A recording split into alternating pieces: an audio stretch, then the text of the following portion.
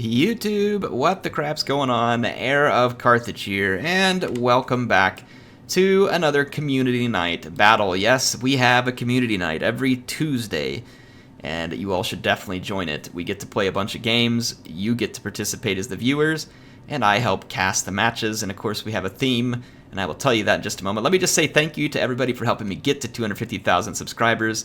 I can't wait to celebrate with you. I have big plans for it, so stay tuned. It will be announced. And if you are interested in helping the channel grow, I will tell you how at the end. Let's jump into the battle.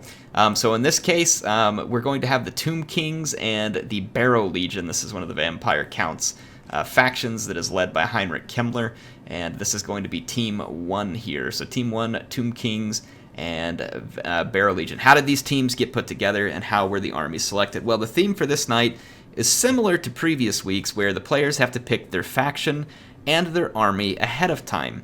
Except for this time, the wrinkle is it is 2v2 battles, and the players are still being chosen at random.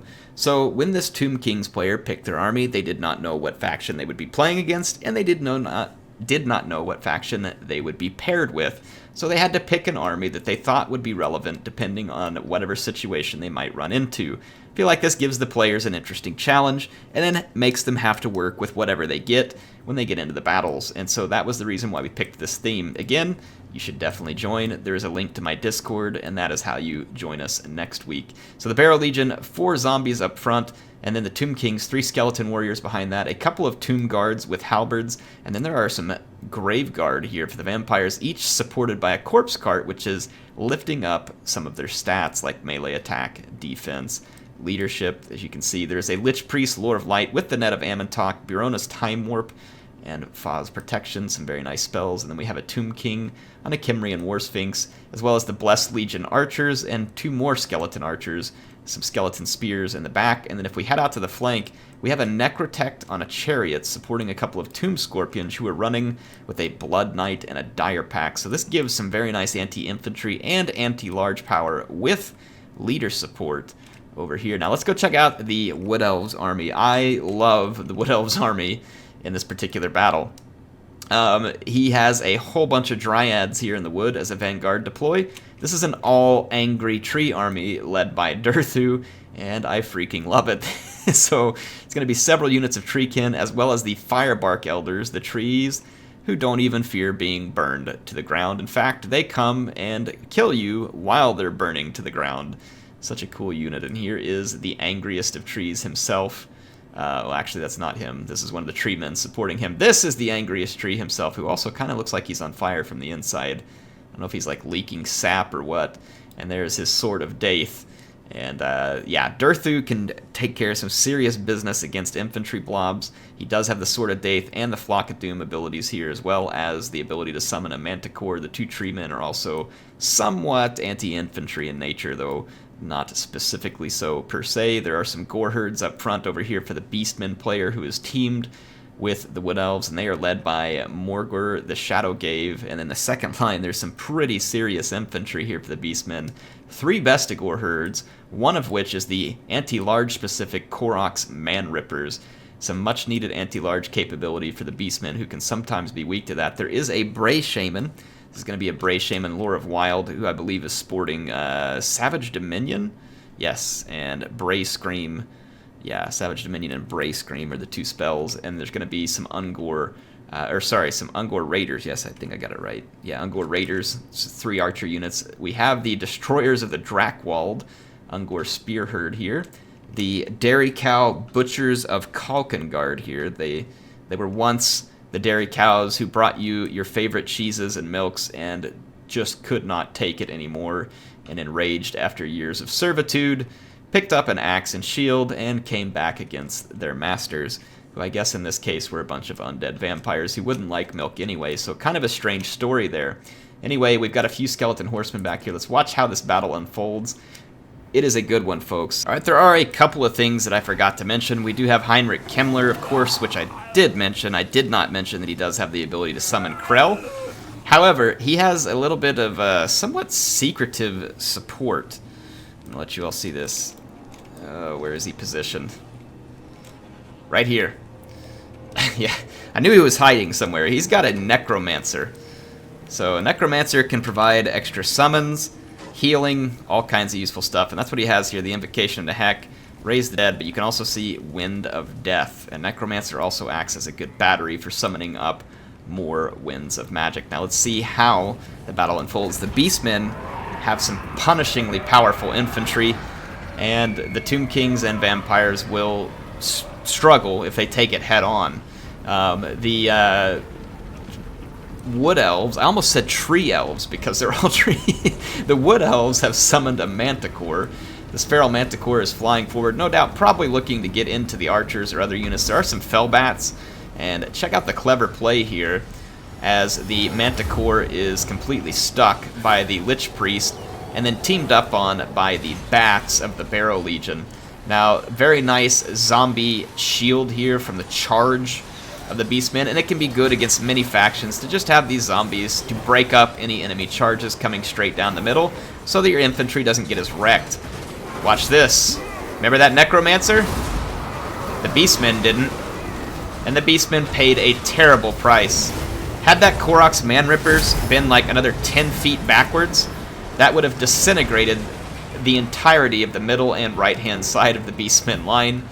That was a beautiful Wind of Death from the Necromancer, who did it all while hidden back here in the woods. 133 kills, and with that, the Beastmen infantry advantage is pretty much erased. The Manticore is still rampaging due to damage. The Firebark Elders and Beastmen infantry doing good damage, but bogged down in the unbreakable infantry. And same thing with Durthu over here. He is causing tremendous damage. It's the kind of fights that he does well in. He is actually helping to pick apart the infantry, while at the same time trying to beat down the Necrotect and his little chariot mobile. You can see a summon coming up here. So another Manticore coming in after the first one was stopped rather summarily. You can see these Bestigor herd barely touched whenever they're in their proper support, but that Necromancer, what a play. And then you can see here that the Minotaurs wanted some revenge, went after the Necromancer, but found only a zombie summon, and the Necromancer slips away unscathed, ready to continue to participate in the battle. These fast-moving Cryptors are going to be used as a very nice anvil charge here onto the hammer of these Graveguard, which is a pretty sturdy hammer, especially with that corpse cart there. And these Beastmen are going to find themselves getting absolutely stomped into the grave.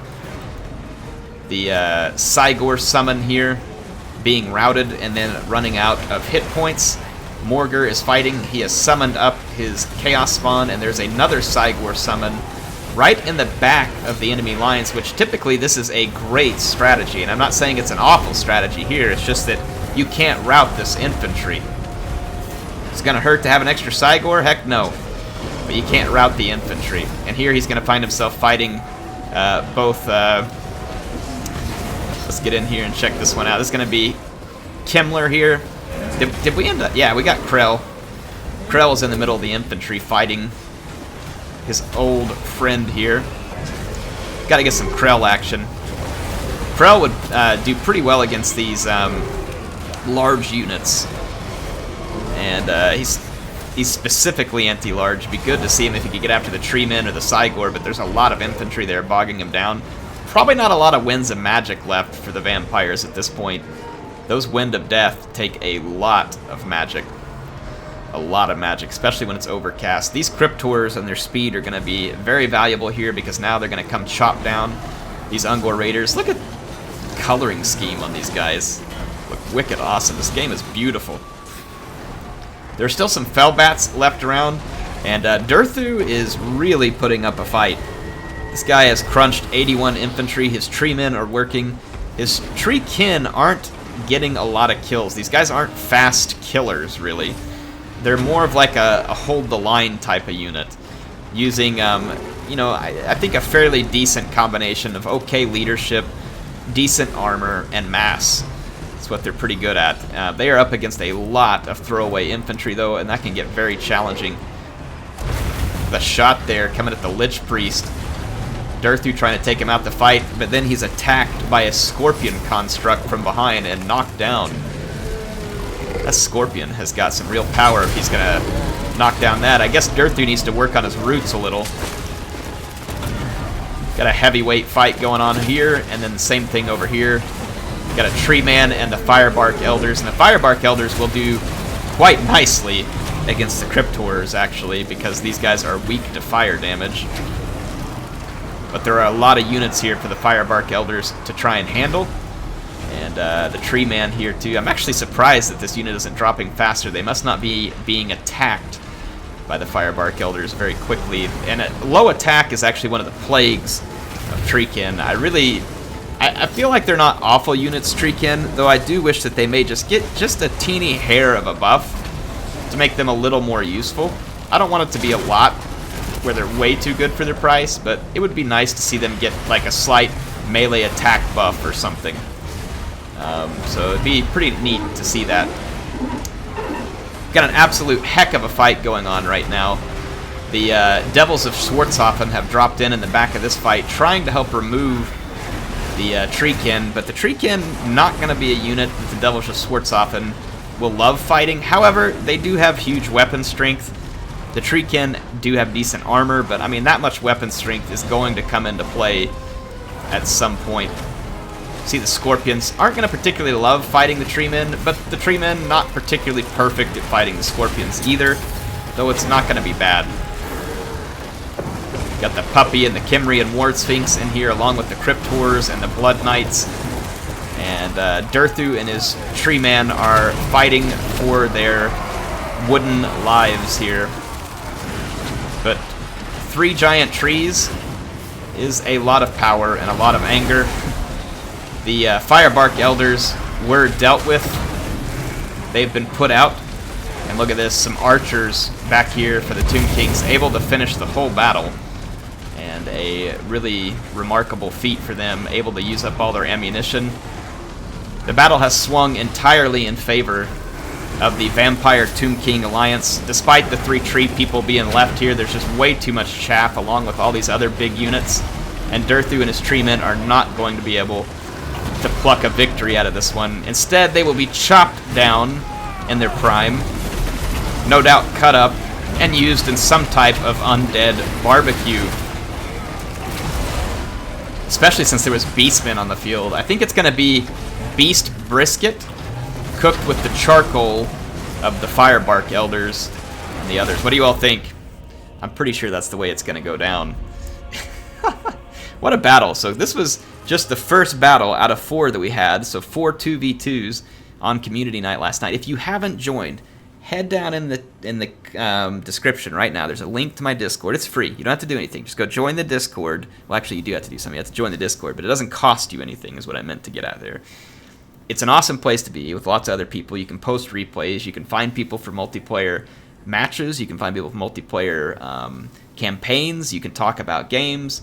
You can get advice. You can make friends. You can do all kinds of stuff. And you can join us every Tuesday for Community Night. And it's also a great place to keep in touch with the things that I'm doing on the channel, as I visit there quite often to drop in and try and say hi and chat with people or start up games, whatever we can do. So anyway, make sure you join us. Uncle Gant and Sebedy, Toto, and Random Nix, thank you so much for playing the match, guys. This was awesome. Thank you for participating in the Community Night and giving us some really solid entertainment with this one. I think this is a fun build from Uncle Gant here.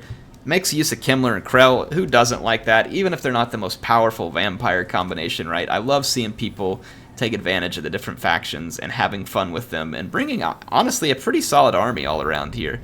So I really liked the build by Uncle Gant. Huge army, actually. And then Sebedy here, bringing the Tomb Kings. I really like the pick of the Tomb Guards with Halberds. These are a great unit, especially if you're looking for an all-around Tomb King pick. A Halberd unit with decent armor and a shield that doesn't rout is always going to be handy in almost every single fight. And then you need a little bit of mobility in case you have to go after skirmishers. And then I love the Tomb Scorpions. These guys just get work done. And it really helps make up for the chaff infantry that you experience, as well as the Tomb King and the Kimrian War Sphinx. These guys are chaff. The anti-infantry work gets done by the constructs and the Tomb King. Lich Priest Lore of Light, always a solid pick. The net is great. Time Warp is great. Foz Protection is great. Banishment can be great in the right scenario. Lore of Life is just good. And honestly, in my opinion, it's one of my favorite lores of Magic with the Tomb King. So, like the pick. And then Toto, my heart goes out to you here, man. Obviously, I was probably unfairly rooting for you just because of your tree pick here, which I think technically broke the rules because we were using Warhammer Cup rules, and I think you would have been limited to only 2 of these two units. But hey, I gave him the thumbs up, and I'm all fine. I'm sure you guys will support me too. This army was freaking awesome, and what a gutsy play too, bringing this into one where you have no idea what you're going to come up against. So love it from Toto, and then Random Nicks. I really like this build from the Beastmen too. Morgar is pretty tanky. He summons 2 units of Chaos Spawn, so you get 2 units for free. And then you bring in the Bray Shaman, who can summon Cygor. Again, more units for free. Damage dealing units like the Gore Herd. Armor damage dealing units like the Bestigor Herd, and then the Anti-Large. Not specifically Anti-Large with the Butchers of Kalkengard, but they would combine to be pretty decently Anti-Large with these 2 units, as well as a little bit of range. So I do like the well-rounded nature of that Beastmen army as well. So great picks by everybody. Thank you for participating. If you want to see more of these awesome battles, head up there, hit that subscribe button, and then click the bell. If you're subscribed, make sure the bell's clicked. YouTube turns it off sometimes, and I really have no idea why. You'll be the first to be notified whenever there's new content. If you are already subscribed and you want to help the channel grow, get up there, hit that like button if you enjoyed it tonight. And then get down in the comments and talk. Talk about what you liked in the battle. Tell me I stink. Go on, insult me. Say something nice if you want. Whatever you want to do, just get in there and help out. The interactions help get our videos shared with others who are watching similar content, and it's a huge help to me. Thank you so very much for being here tonight. I can't wait to bring you more content. HeirofCarthage signing out for now. I will see you soon with some more awesome battles.